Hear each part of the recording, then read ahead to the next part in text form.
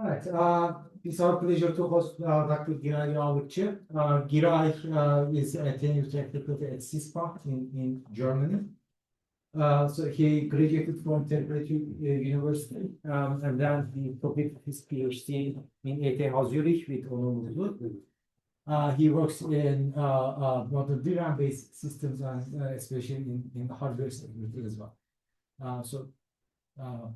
Again, we welcome Dr. Yavukçı. So I know that you're going to introduce yourself, so I'll just stop. Thank you very much. Yeah, thanks a lot for organizing this talk. It's my pleasure to talk at Bilkent University. I know that there are a lot of great minds here. I'm really looking forward to hearing your feedback on my research and also for future collaborations. As Can Hocam said, I'm Giray, and today I'll talk about making DRAM available again. Okay, let's dive into that. Okay, the first thing, it didn't work. Okay, nice. Doesn't work anymore, so this is useless. I can just hit there. Okay, so this is my brief self-introduction. I'm a tenure track faculty at CISPA, and I spent some time in software research group, and before that I was part of Kasırga Lab in Tobedi. And I mostly worked on computer architecture, memory subsystem, hardware security, dependability, sustainability, hardware software cooperation, and testing and verification. And now I'm part of a branch of Helmholtz Institute. So this is a type of organization called non-university research in Germany. Some examples that you might heard of is Helmholtz, Max Planck Institute, and Leibniz Association. So these are not universities, but they do research similar to TÜBİTAK here. And this is where I work. So this is CISPA, Center for Information Security, Privacy, and Accountability. And it's in the west side of Germany. So it's in sort of like middle of nowhere, but at the same time, it has good connections to some major destinations, including Antalya, if you take a flight. Okay, so this is where we are in CS rankings. And if you filter CS rankings purely on computer security, then it has the top place. And if you go for architecture and security, then it goes a little bit low, but it's still in the like top 20. So there are a lot of people doing great research, and I just joined recently, so I'm not taking credit for any of that success, but yeah, so I'm building my team nowadays, and I'm looking for motivated researchers in different levels to do research. And my research goal is to enable systems to scale securely and sustainably as chips get denser and many users use these systems. And on that, I'm going to talk about RowHammer today. Did people hear about RowHammer here? Okay, that's great. A bunch of people know about RowHammer. So here we talk about the memory, safety, and security. So I'm going to talk about DRAM read disturbance as a security problem. So this is a little bit background. I hope I will give this background thoroughly. So imagine that this is your memory in your computer. Just try it again, but it doesn't work. Okay.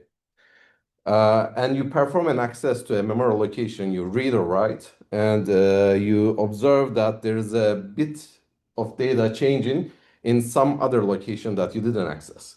So you do not want this kind of thing to happen because it can lead to data loss or corruption in your system.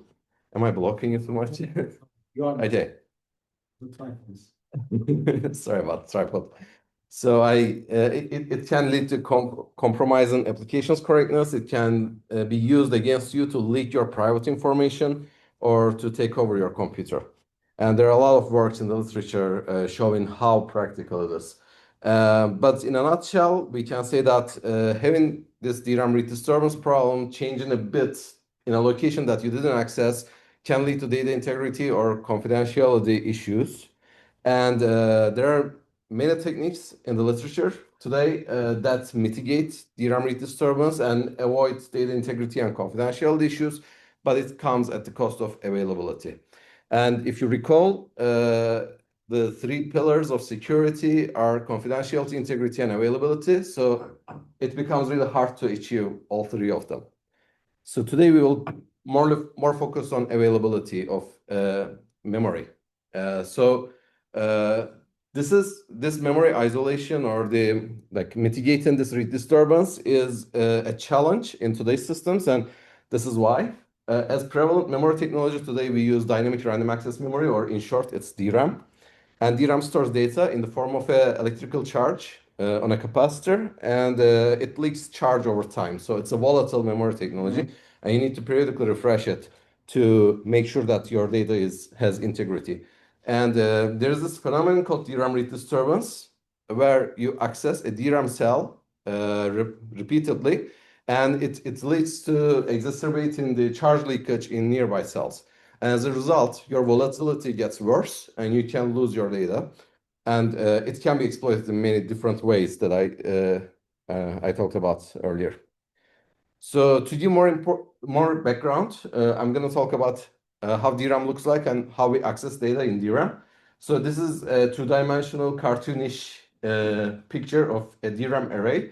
So each circle here is a DRAM cell, and the rectangles down there are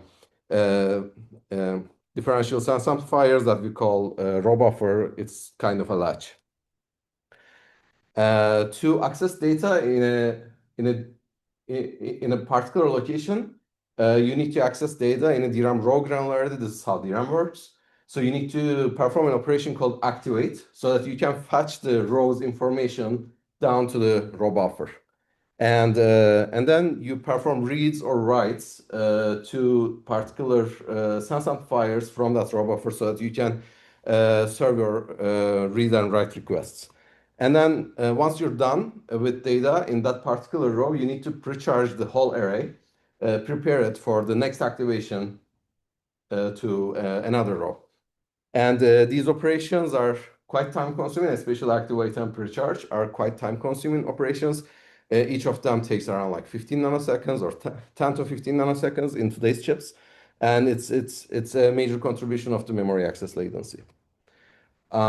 This is another cartoonish picture of how a DRAM array looks like. So as I said, you access data in a DRAM row granularity. So each rectangle here is a DRAM row here. It has around like 8,000 cells. 64,000 cells. To access data, as I said, we need to activate a row or we open the row in other terms.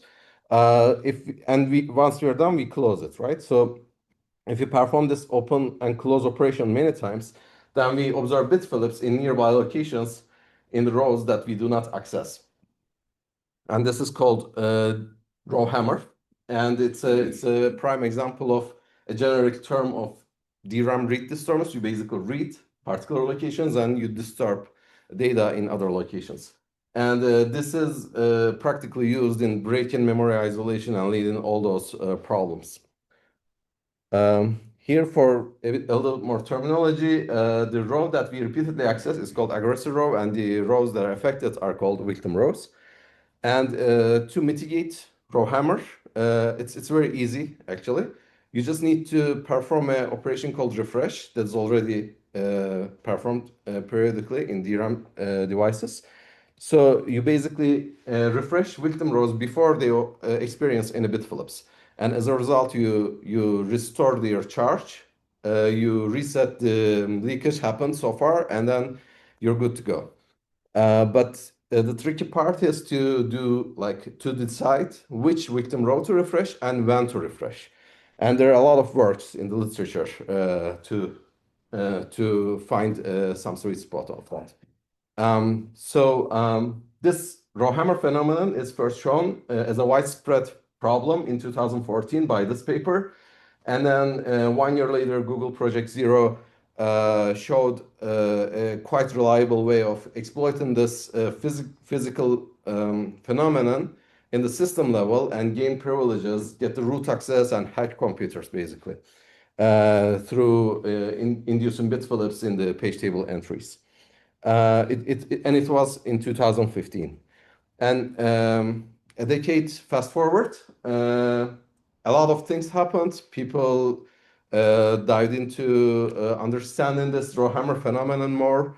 They worked on how to mitigate it, how to exploit it, and there are a lot of works in the literature. I'm not going to show all of them, of course, but this paper particularly shows that even after a decade later, there's another Google paper here that shows how to bypass Samsung's best practice on mitigating this DRAM read disturbance.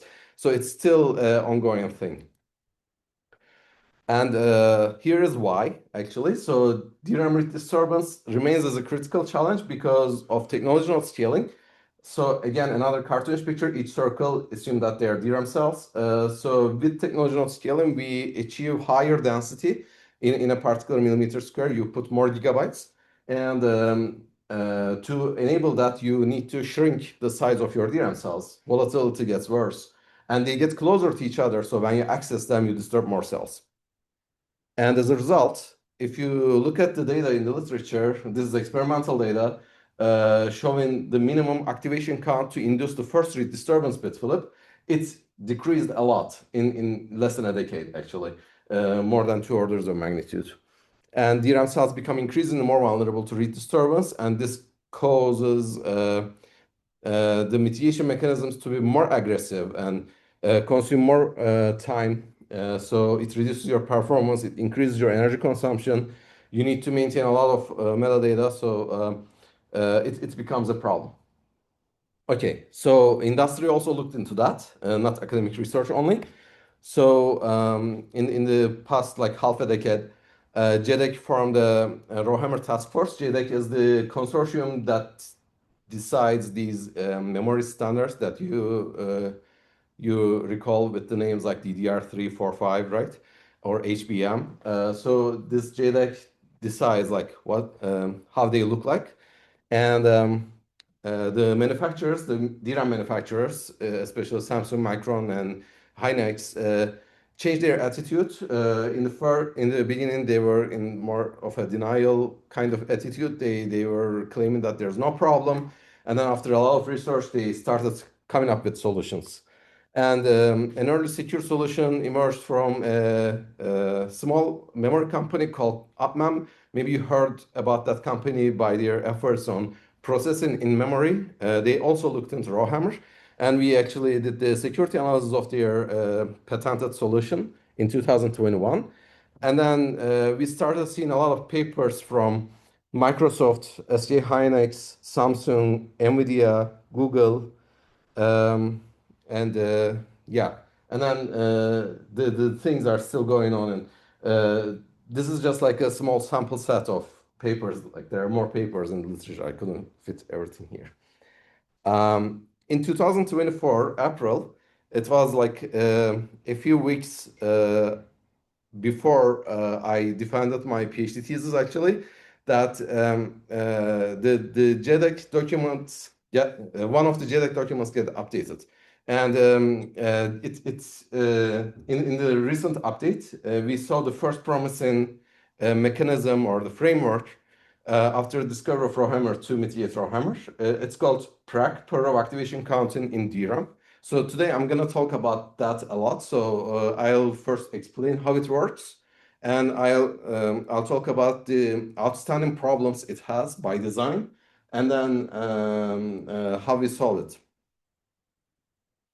Okay, so but taking a step back, the key insight of this talk is that mitigation mechanisms provide strong data integrity at the cost of availability. So it causes a lot of performance and energy issues. And we tackle those issues in 2 different papers that we published during my postdoc at ETH. And I'm going to talk about these 2 papers if we have enough time. Okay, so the first paper is Chronus. It was published in HBCA 2025, about like a year ago, where we look into the design in the JEDEC document and make the best sense out of it as we can. And then we implemented in a simulation environment and investigated the outstanding problems and solved them. So this is how it works. So this is again like a very high level representation of a DRAM array. So you have the DRAM rows and you store your data. There's like ones and zeros over there. And what this, I will call it framework or just prac, per activation counting. So what it proposes or explains in the document is that you put a counter just inside the DRAM row, or you just expand DRAM row by a few bits so that you can maintain the activation count of a particular row within the row. And basically, once you activate a row, you increment the activation counter here. And at a given time, you access this counter and you know exactly what the activation count of that row is. And you decide if you want to perform refreshes in nearby rows at that time very accurately. Okay, so yeah, the activation count increases, and as a result, you perform refresh. So let's look at how this works now with the timing on a timeline on the bottom. So on the left we have the processor, on the right we have the memory. So maybe I should say first that in this protocol, all DDR protocol, HBM, everything, it has this general assumption of processor, the memory controller inside the processor being the master, and the DRAM chip being the dumb device as like quote unquote slave. So the memory controller decides what will happen at what time very precisely, and memory is expected to just obey those commands and perform them. So memory itself does not do anything smart. But in this new update with the per activation counting, where we put the counters inside the DRAM rows, now we need to put some smartness inside the memory chip so that it can increment the counter when needed, and when the counter value reaches a threshold, it can trigger some refresh operations. And it's against the general like historical evolution of these protocols. So here I'm gonna explain like how it works. So from processor side, you send an activation command to activate a row inside the DRAM. And then as a result of that, the counter corresponding to that row is incremented inside the DRAM chip automatically. And this happens several times. And at some point, a counter here reaches a threshold called backoff threshold. And once the memory detects this counter being incremented and reaching the backoff threshold, it says, okay, I need some time now to perform the refresh operations. And then it asserts a signal from the memory back to the processor called alert backoff signal in the standards, telling that, okay, just stop, back off a little bit. I need to perform some refresh operations. But it's not that simple because the processor already has a complicated scheduling algorithm that needs to, serve some requests because all the loads and stores from your application are waiting there.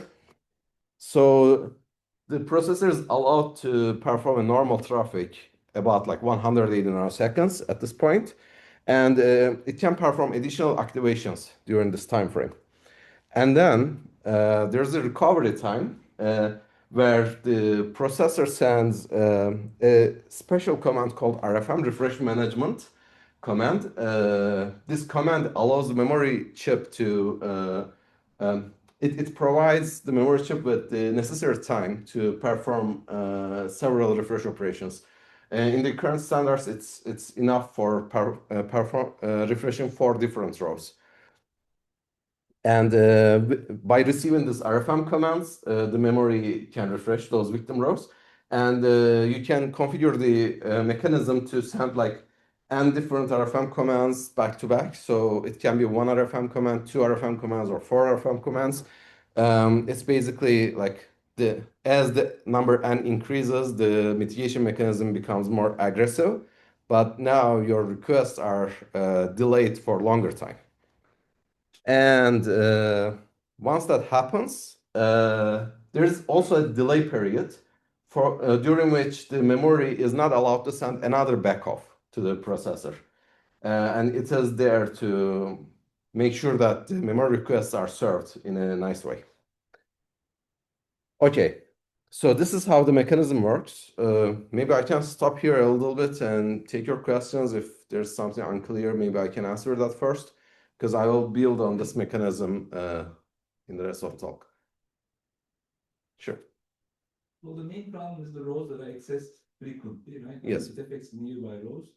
Will some kind of caching help here? I mean, if you know some rows are accessed regularly, you can move them. Yes, so it's nearby ones, so maybe they're not that much affected in the original DRAM. That's correct. Yeah, caching definitely affects. So we are already incentivized to do caching over there anyway, right? So if we cache some data, if we frequently access that, we want it to be inside the processor. We don't want off-chip data movement anyway for energy and performance reasons. And we do our best in our systems today. It doesn't work perfectly all the time, so that's like one caveat. And the second one is if you consider the malicious scenarios, like if this happens by itself, it's like a reliability problem. But if it can be practically exploited by some malicious users, then it's a security problem, right? So papers in the literature, like several papers, show that there are like several different practical ways of bypassing caches. So you can craft a memory access pattern to force evictions in caches, and it leads to like writing back in the memory or evicting that cache basically, and then you need to access memory. Or there are other papers that propose to perform those memory access patterns from the DMA, direct memory access controller. And you can do that from like even remote locations, like using the network packets, for example, or using some requests coming from GPU. And those methods can help bypassing caches. So the security problem remains intact. Yeah. Please. I have a similar question. Row buffer is also some kind of a cache. Cache, yes. Yes. I'm not talking about the cache.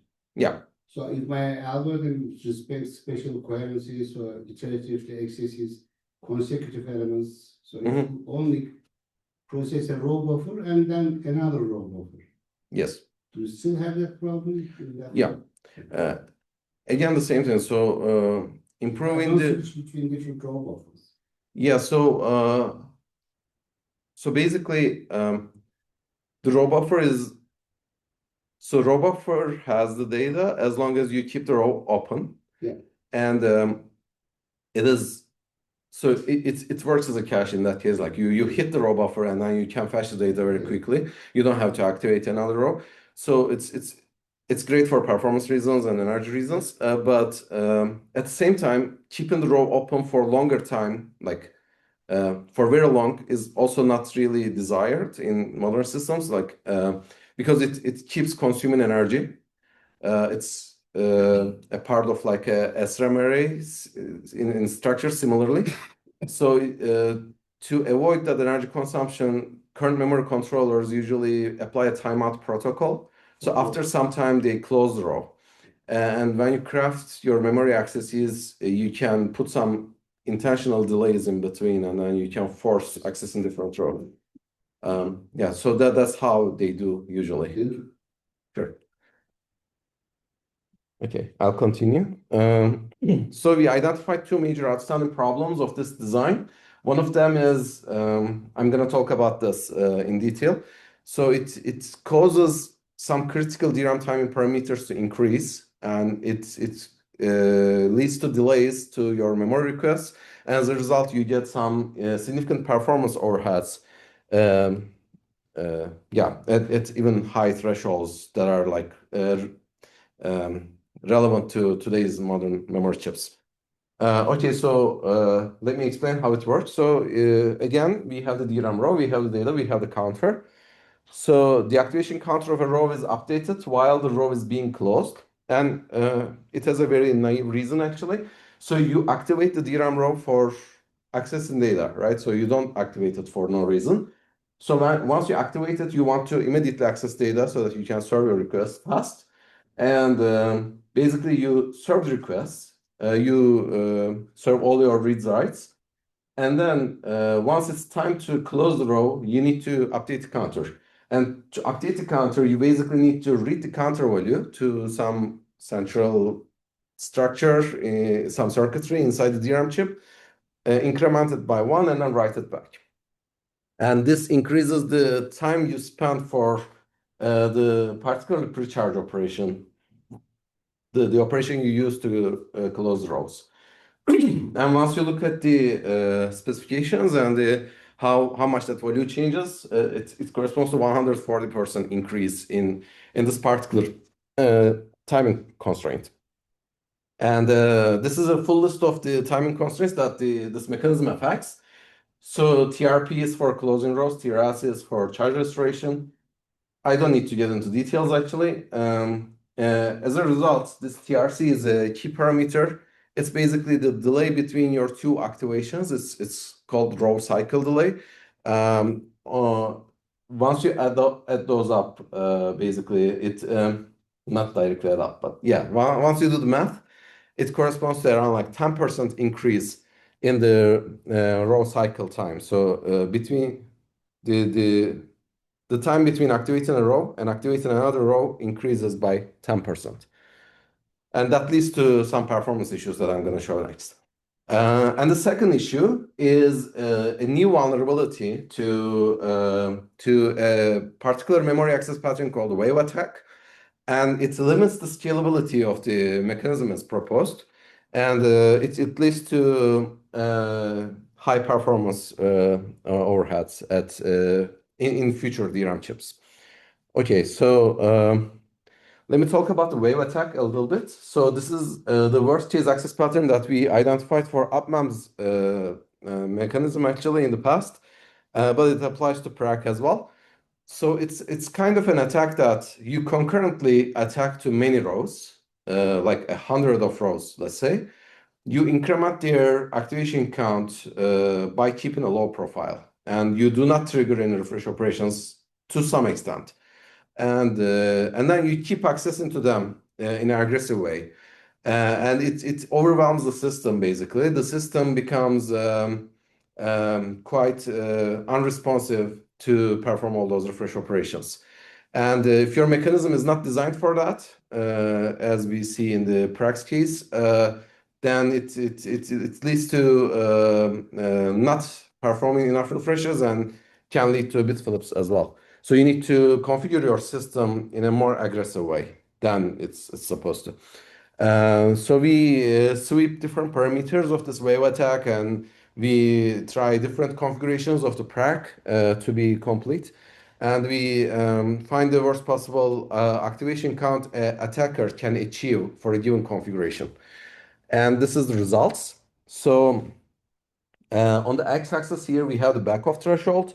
Basically, this is a threshold that you can, it's a knob you use to configure your Prac mechanism. And going from left to right, you perform less frequent back-off signals. So the leftmost bar is the most aggressive one. And on the y-axis, we show the highest activation count that can be reached by an attacker. And lower is better because we do not want them to reach higher activation counts.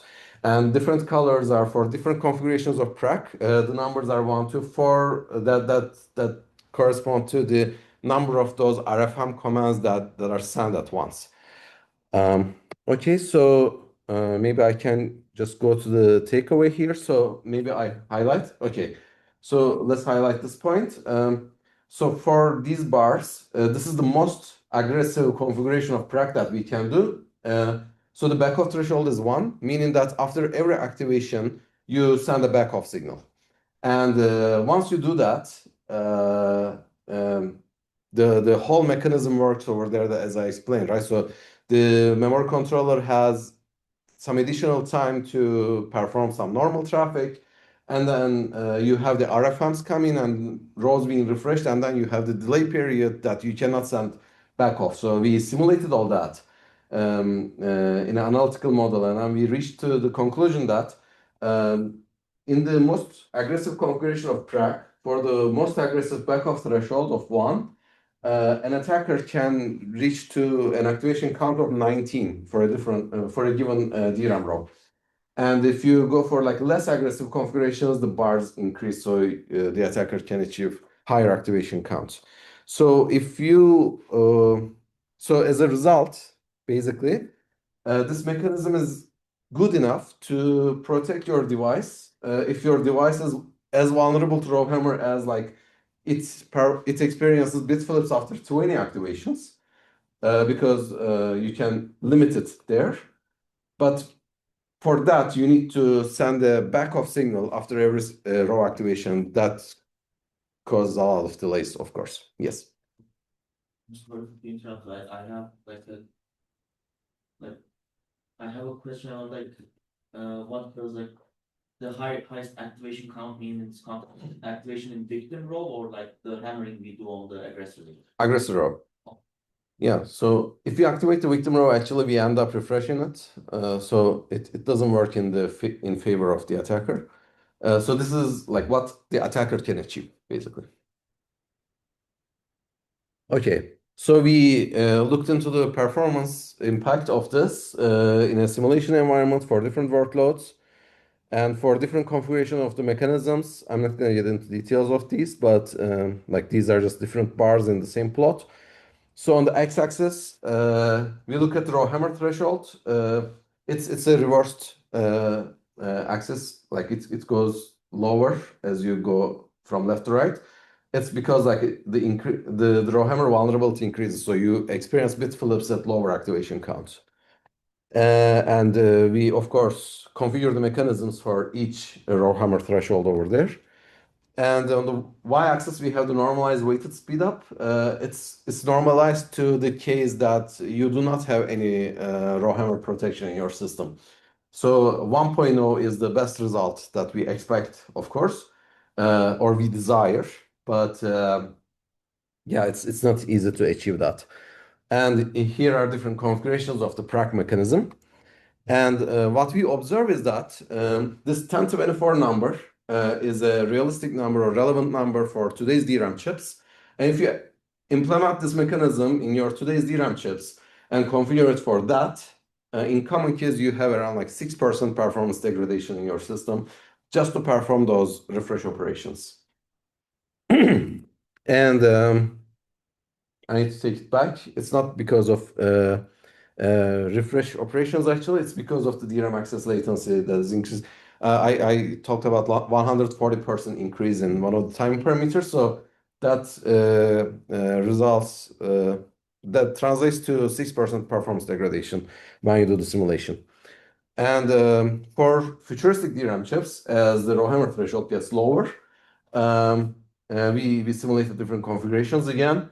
And until the RowHammer threshold of 64, which is still quite aggressive, we do not observe like much difference in the performance degradation. So it's around like 6% again. But after that, things get worse. So we also investigated why they get worse. It's because after this point, to account for the wave attack, you need to configure your system, your mechanism too aggressively, similar to like one backoff after each activation, and as a result, you get huge performance degradations at that point. So these are two problems that the PRAC mechanism in JEDEC specification has, and we have two key ideas to tackle those problems. So the first one is concurrently updating counter while serving DRAM accesses. So we have two operations, and one is causing delays for the other one. So our idea is, okay, why not we do them in parallel? And it's a very like natural follow-up, I guess. And as a result of doing that, we do not increase critical timing parameters, in particular DRAM, the latency of closing DRAM row, or TRP. And as a result, we get rid of that 6% performance degradation. And we prevent wave attacks by providing DRAM chip more control over backoffs and preventive refreshes.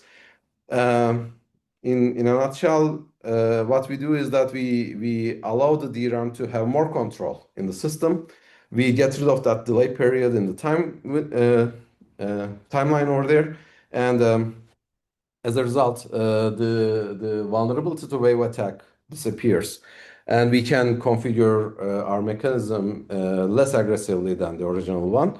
And as a result, we can reduce the performance overheads and enable better scaling. So the first part, how we do the counter update in parallel is like this. So in DRAM bank, we have a huge DRAM array. So it's like a gigabyte large array, let's say. And in the circuitry, it consists of many of these structures called subarrays. So in each subarray, let's say you have like 1,000 rows.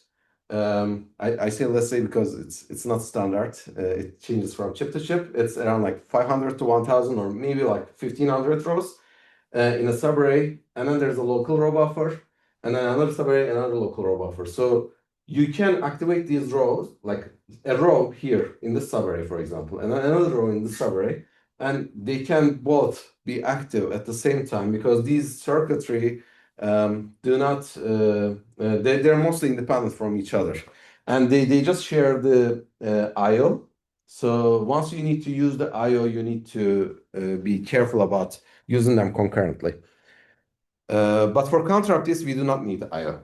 So what we propose is to put a counter subarray, a small subarray, where we just like coalesce all the counter values for all these rows in just a bunch of counter rows here. And it has its own row buffer, it has its own row decoder, the local ones, and it has its own increment logic. We have all details of that logic in the paper as well. So you can activate, maybe I should animate it. So you can access this regular subarray and access this counter subarray concurrently.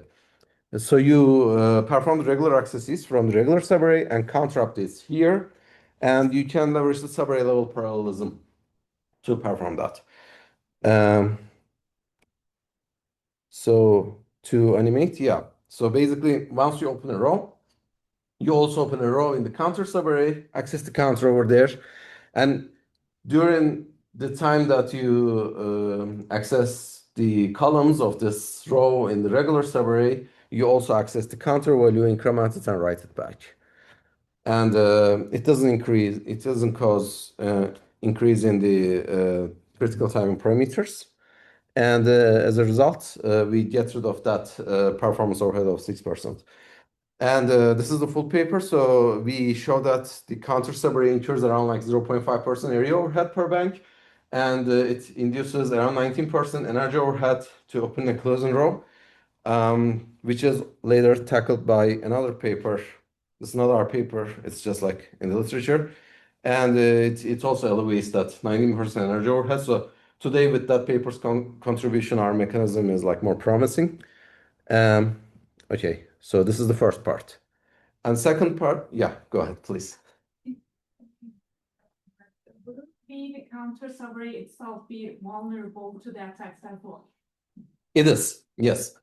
You still store the counter values in DRAM cells, so it has all the problems that the regular DRAM cells have.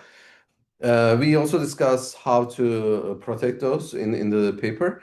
So there are like more, when your array is small, there are like very simple ways of protecting it. So here, for example, we have a row here and then another row here, right? So in total, let's say we have like 64 or 128 rows in this counter subarray.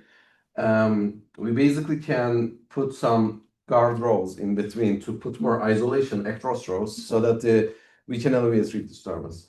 Or another way is that we can put an additional array of latches inside the row buffer so that whenever you activate a row, you can randomly select a row to refresh, and you can do the refresh operation in parallel as well. So these are some mechanisms that are already like proposed as RowHammer solutions in the literature we got from like other groups. They all apply to here because the main problem they have is that their area hardware complexity overhead usually are huge, but once your actual array size is like very small, their overheads also are also small. So yeah, we discussed that in the paper. Does that make sense? Yeah. Okay. Another question? No. Okay. Yeah. Sure. So, when you were showing the mechanism in like slide 40, of like serving requests concurrently, so it's cites something published in 2012. So was this like concurrent access, like was this approach, like proposed before RowHammer was discovered?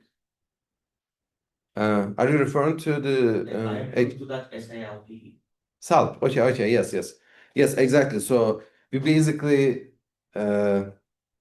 apply that paper here, right? This is a case study for that paper. So that paper was published before RowHammer was discovered as like widespread phenomenon. Yes, that's true, and it was proposed for increasing memory bandwidth and reducing memory latency overheads, basically by access, because so in a DRAM channel or in a DRAM rank, you have like in DDR5 standards, you have 32 different banks, so you can concurrently access 32 different arrays. But within each bank, you have hundreds of subarrays. So if you can access all of them in parallel, then you have huge bandwidth. And yeah, that was the main motivation of that paper. Sure. Other question? Okay. So we also do another tweak on the existing prac mechanism that we call Chronus backoff, because our mechanism is called Chronus. Chronus backoff prevents the potential wave attack with two simple changes in prac backoff. So it allows the DRAM chip to dynamic control to the number of refreshes as needed. And it does not, but we achieve this by eliminating this delay period. So this is the timeline that I showed before. So we basically get rid of this, meaning that after receiving the second RFM command, DRAM is still allowed to send another backoff signal. And it comes with the cost of this like normal traffic in between, but then you can have more RFMs coming up. So once you enable that, so your memory scheduler might not work as good as like before, but you eliminate this like aggressive configuration of the RowHammer mitigation, and as a result, you alleviate a big part of that performance degradation. So that's the next thing: performance and energy consumption evaluation. So we look at Chronus by itself, that uses the like both mechanisms that the concurrent counter update and the Chronus backoff, our specialized backoff, and we also look at Chronus with Prax backoff, which is PB, and we compare this mechanism against like 5 mechanisms in the literature that shows the state of the art. And the first one is the performance results. Again, the same plot, RowHammer threshold gets lower while we go left to right. And we look at the system throughput in terms of weighted speed up on the y-axis. So these are the results, and different colors are corresponding to different mechanisms. Here is a highlight. So in the original prac, we had around that 6% performance degradation. So now that is reduced to lower than 0.1%, so mostly eliminated. And in an aggressive configuration, if you compare Chronus against the Chronus with prac backoff and prac itself, we see a huge difference in these bars. And also, yeah, so this shows that our modification to backoff pays off when the RowHammer threshold gets lower. And in all RowHammer thresholds, we basically outperform the all other mechanisms that represent the state of the art. Okay, so in summary, Chronus reduces Prax's performance overheads by concurrently updating counter and allowing the memory to be a little bit smarter. And we have a lot of details in the paper, so I don't have time to get into all of that, but I'm happy to talk about them after the talk.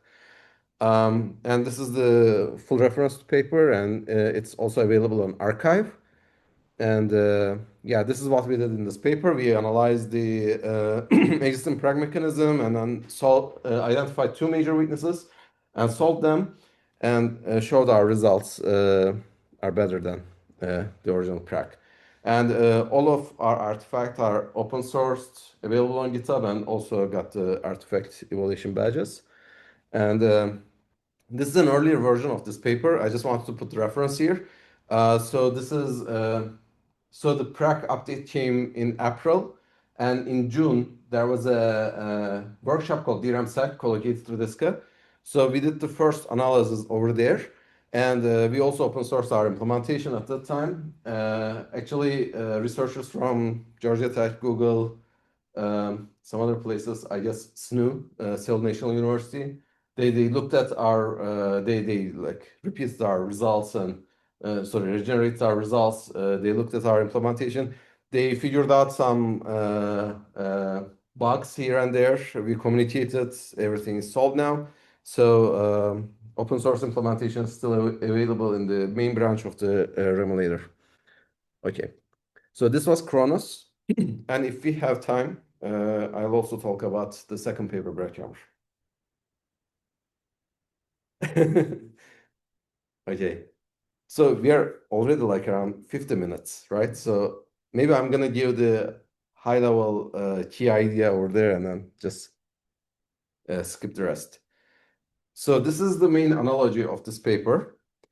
The problem we are tackling here is the reduced availability of the memory device, right? So this is our inspiration called breakwater. It's a structure in civil engineering. Actually, there's a Turkish name over there as well, Dalga Kıran. So basically, you build this huge wall around coastal areas in coast to the open sea or ocean. Basically, once you have a lot of waves coming from the sea, and you have some marine, for example, inside your coastal area, you do not want them to put a lot of harm over there. So you want to mitigate the harm that they can cause in the sea. This is a nice structure that is used like a lot of places. And a lucky coincidence, the slide number is 61. So if anyone is from Trabzon, probably they're going to be quite familiar with this structure because of the crazy waves over there. Okay, so this is basically the structure that we got our inspiration from to reduce the overheads of RowHammer mitigation in our memory systems and improving the memory's availability. With that name, we put our paper's name BreakHammer. We break the hammer instead of water, enhancing RowHammer mitigation by carefully throttling suspect threads. And the problem we tackle is that RowHammer preventive actions frequently block the memory array. So it reduces DRAM's availability, so our memory requests get stalled. And once your loads and stores are stalled in your system, then your whole processor is waiting idle, or there's a context switch, it performs something else, your application waits. And it reduces your performance, it increases the energy consumption of your system. And we do not want that to happen. So we reduce the memory mitigation's performance, or this is our goal. And our key idea is to reduce the RowHammer preventive action count in our system without compromising system robustness. And we achieve it by doing this. This is our key mechanism, BreakHammer. In this hypothetical scenario, we have a multi-core system, and in different cores, there are different applications from different users. And it's not important, actually, if they're from different users. There are different applications in different cores, and in one of the cores, we have an attacker. And it performs a certain, it crafts a memory access pattern, applies it, and as a result, it gets, it tries to get RowHammer bitflips, or it tries to slow down your system. And we detect this threat as the suspect threat, and we reduce its memory bandwidth usage. And this is how we do that. We follow a epoch-based approach. Between each RowHammer preventive refresh action, we look at how each threat behaves, and we attribute some penalty scores to each of these threats. And as a result, we get these numbers, and we have a very simple logic over there that identifies suspect threats by looking at the anomaly across these threats. And once we identify a suspect threat, we do not allow the threat to access memory by reducing the cache miss registers it can allocate. This is the full paper. We integrate BreakHammer with it's by nature it's a mechanism that works ad hoc with existing RowHammer mitigation mechanisms. So we show that we can integrate it with 8 different mechanisms in the literature, but it can be integrated with more mechanisms, of course. We look at the performance and energy impact of this mechanism, and we compare it to these 8 different RowHammer mitigation mechanisms. And this is a nice result that I want to show. So here on the y-axis we have the preventive action count normalized to like a very low number as the baseline. And on the x-axis, we have the RowHammer threshold going from 4K down to 64. This is like a sensitivity study in a sense, but I take it as a insightful main result here, basically. So if you go with PRAC mechanism as defined in the JEDEC standards, you have this kind of curve. As the RowHammer threshold gets lower, you perform more RowHammer preventive actions, refreshes. And if you also integrate it with BreakHammer, then this blue curve goes down to orange curve. So we can reduce the number of preventive actions in the system quite significantly, around 34x in this point, for example. Okay, and it's the same scenario for like different RowHammer mitigation mechanisms as well. And as I said, like it immediately has impact on the memory access latency. So the black curve is the baseline where we do not have any RowHammer mitigation mechanism in our system. And the blue curve is a mechanism, in this case it's PRAC. And the orange curve is the mechanism integrated with BreakHammer. And here we look at the distribution. On the x-axis, we have the percentile of the memory access latencies, and on the y-axis, we have the exact number. So if you look at this point, for example, you can say that 50% of the requests are served within 200 milliseconds when you have PRAC in your system. But you can reduce it quite low.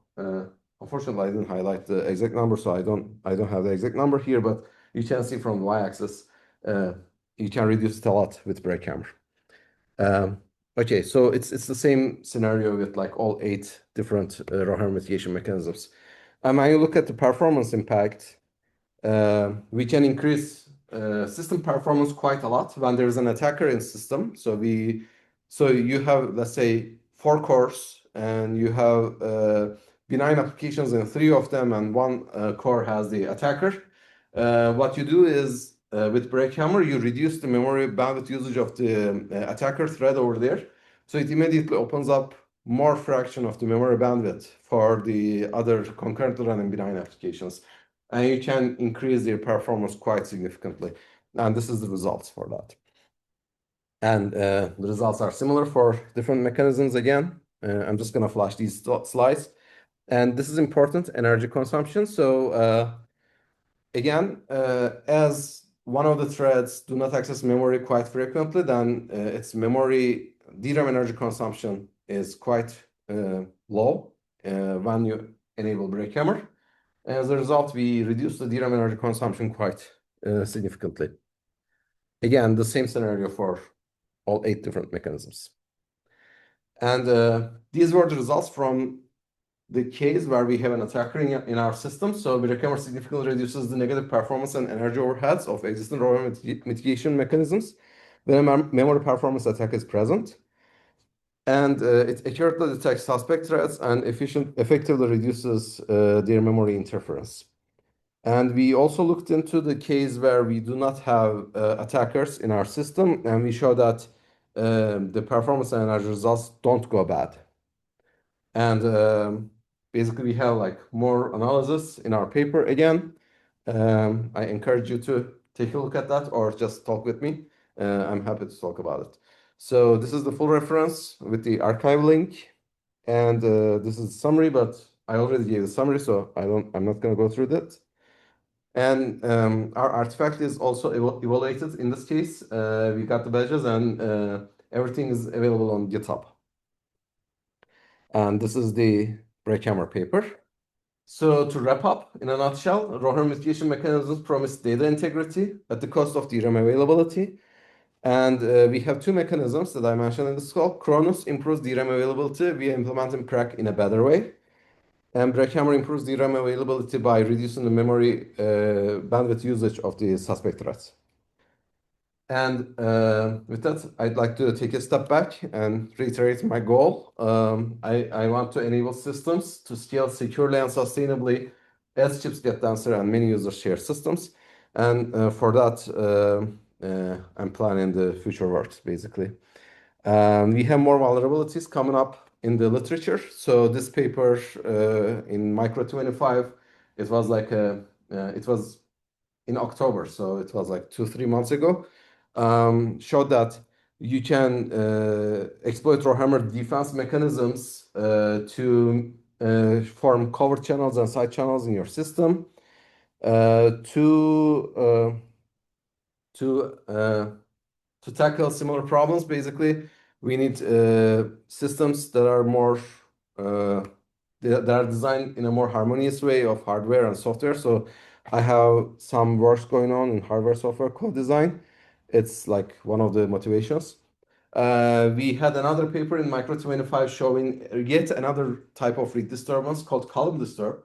In this case, you hammer rows, but in fact, in the circuit level, you swing the voltage on the bit lines, which are the columns in that two-dimensional arrays.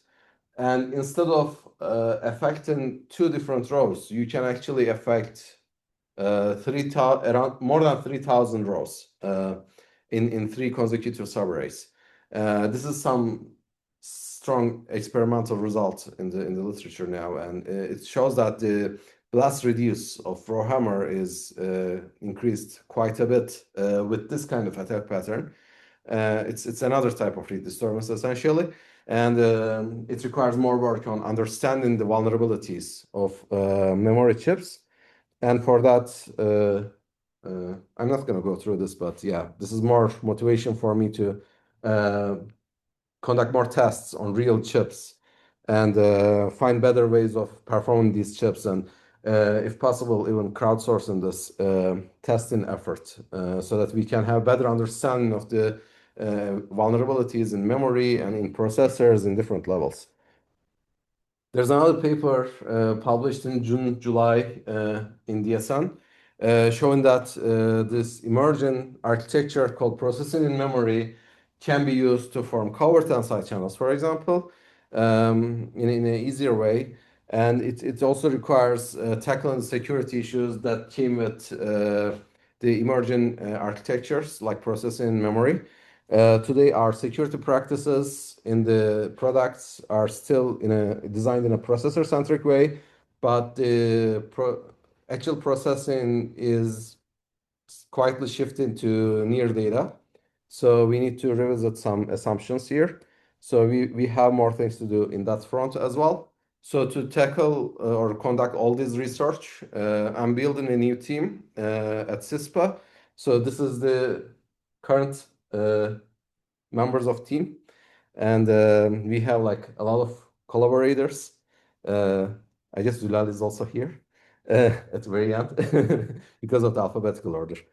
And I'm happy to have more collaborations, especially with people at Bilkent. And to reiterate, this is where I am in the world map. It's in the West Germany. And I'm happy to, have some of you there. And I'm looking for motivated researchers at different levels, and some positions are available. And this is the end of my talk. Thank you very much.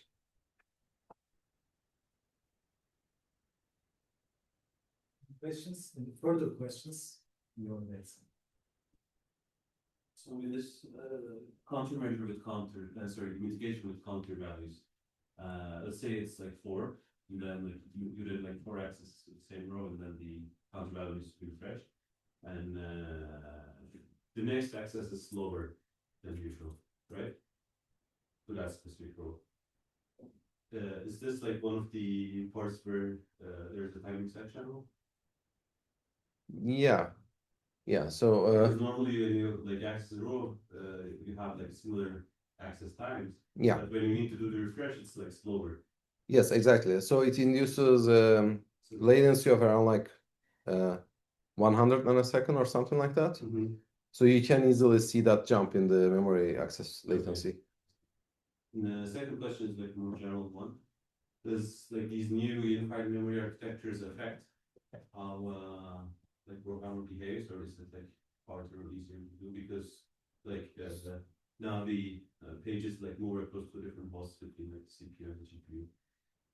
So Is there any like I think it's quite orthogonal because RowHammer is a problem that exists in the physical level in the circuitry, and basically what you explain is more in the like how we manage the data layout or things like that, right? So it's data placement. So as long as the device you place your data has this kind of circuitry underneath, then RowHammer problem exists over there as well. And it also there are some works showing that in the emerging memory technologies, in like resistive memories, for example, or the STT MRAMs, there are similar issues. Even the flash memories, actually, the read disturbance is a like well-known, well-studied phenomenon. Sure.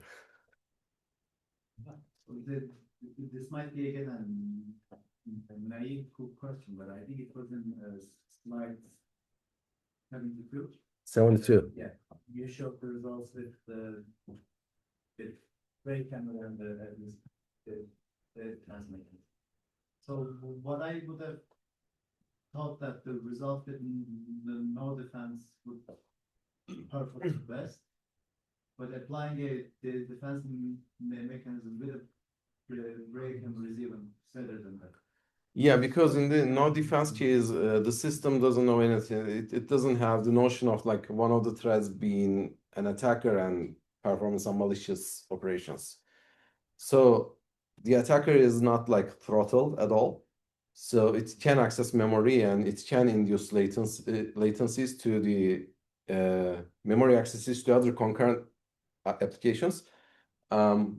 But here in BreakHammer, since we throttle it, we open up more memory bandwidth for the concurrently running other benign applications.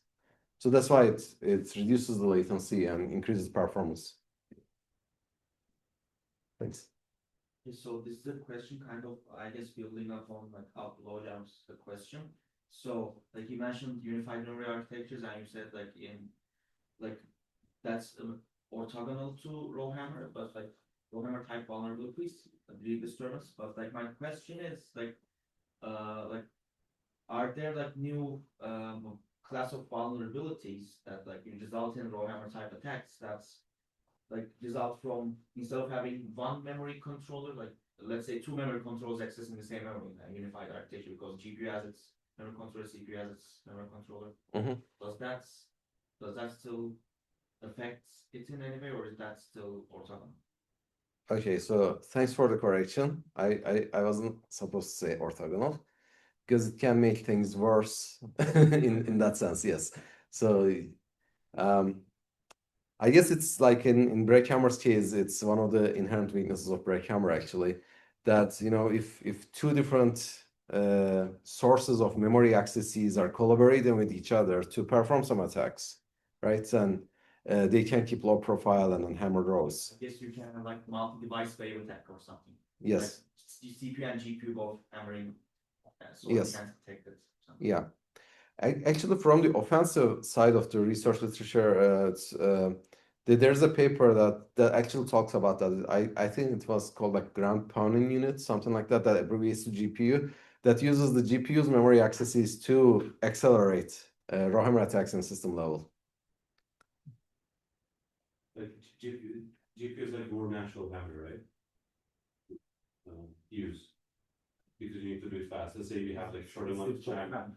Yeah. Let's say you have like a short amount of time that you have to optimize the device. Yeah. And if the GPU and the CPU has isolated memories of their own,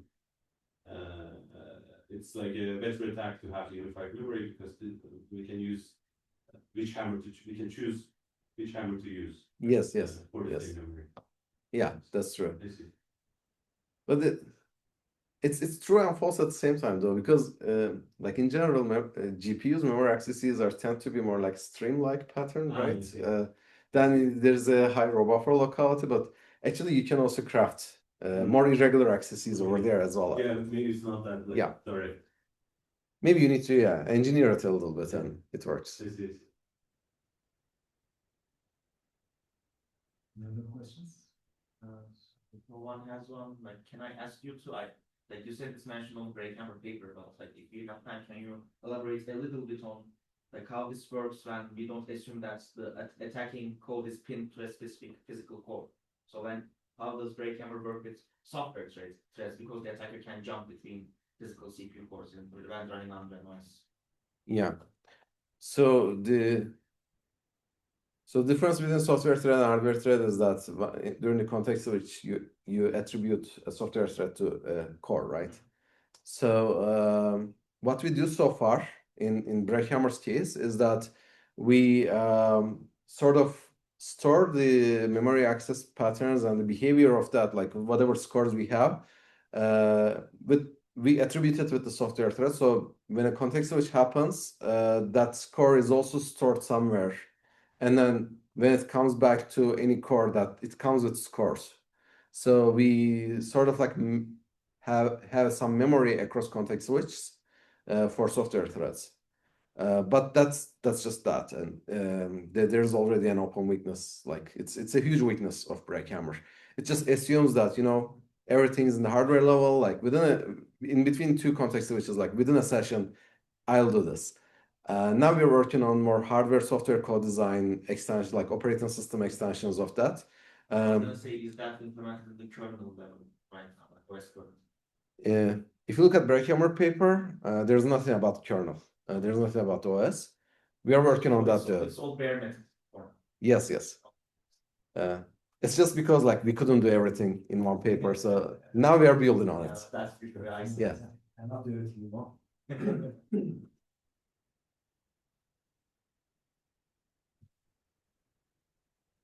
Let's thank you again. Thank you very much.